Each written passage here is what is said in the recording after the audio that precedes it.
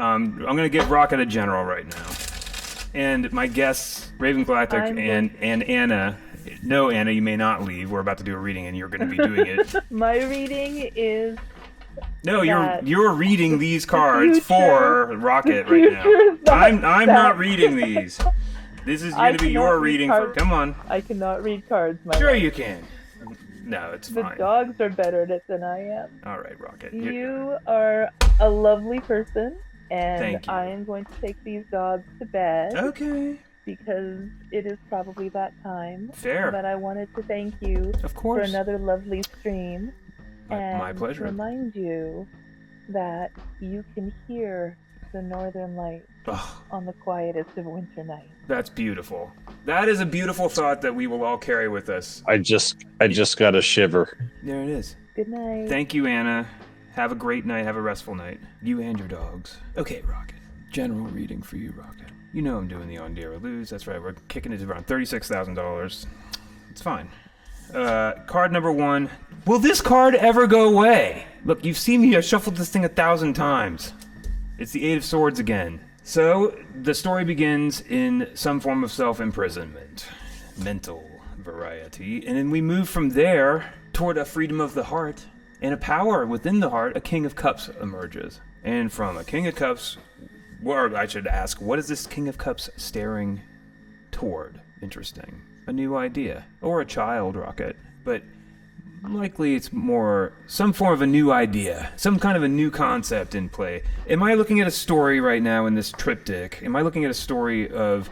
Back then, I was sort of in a prison of my own design. But now I'm in a place of great power, courtesy of my... kingly control of the emotional realm, or kind of like, embodiment of emotion at its most powerful. I mean, these are big, loud symbols, Rocket. Okay, so you're a prisoner of your own mind in the Eight of Swords, and then you're being beckoned divinely in that same gray background toward the strength, the strongest aspect of the open heart, and the most outwardly reaching aspect of the open heart, toward a new idea, towards a new horizon in the realm of the will or in the realm of the intellect.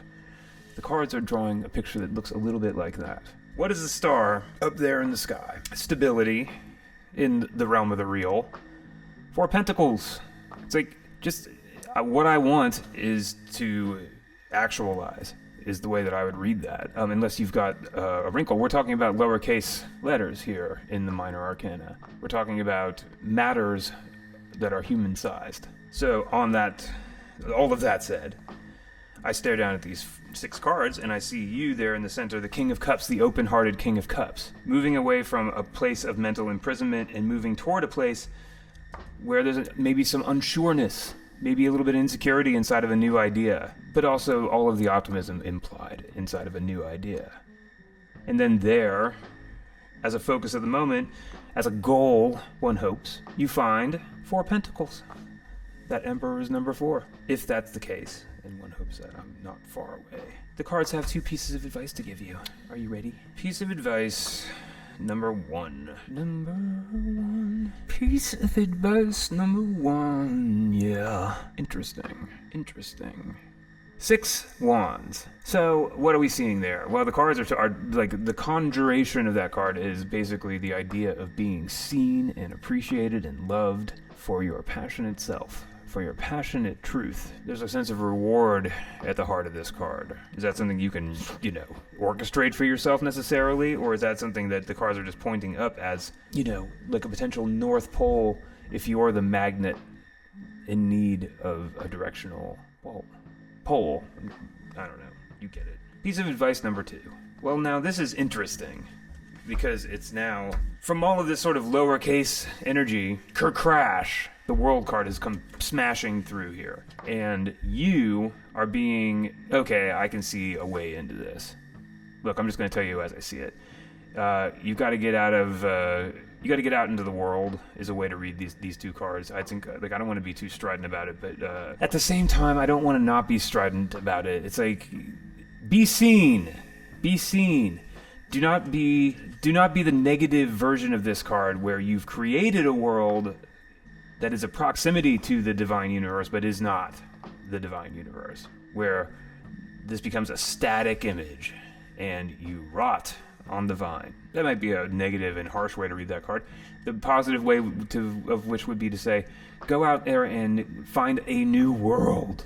Find a new world. This is all coming from Planet Divine, by the way, with that blue background. So, like, you're being sent messages from God's television station. If we're in the parlance of John Carpenter's Prince of Darkness movie, where people are receiving messages in their dreams that look like gritty VHS tapes that are being beamed into their subconscious minds via invisible space beam or something.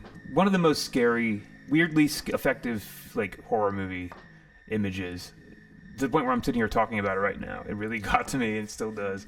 The idea of, like, a broadcast being broadcast into your subconscious and being picked up by everybody in a group at the same time. And by that broadcast being a grainy VHS tape, like a security camera footage kind of vibe, or like an eyewitness on the street vibe.